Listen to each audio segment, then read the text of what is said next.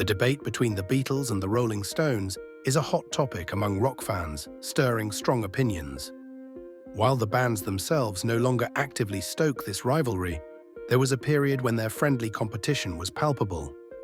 In the early 1960s, the intertwined histories of these bands began when John Lennon and Paul McCartney wrote a single specifically for the Stones.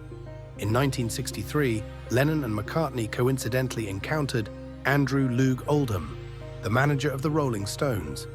During this period, the Beatles were gaining prominence in the rock music scene, while the Stones were still striving to establish themselves. According to Bill Janovitz in Rock's Off 50 Tracks that tell the story of the Rolling Stones, Oldham accidentally ran into Lennon and McCartney as they exited a taxi. He then invited them to the studio where the Stones were rehearsing. There, the two completed a rough McCartney idea, which was passed on to the Stones to use as their single.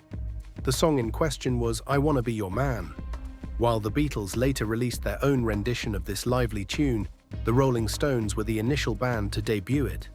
This song not only helped establish the Stones in England, but also started to distinguish them from their fellow mop-haired musicians.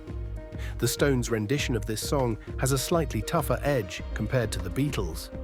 This stylistic difference persisted throughout the careers of both bands, sparking the perennial question, who's better, the Beatles or the Rolling Stones?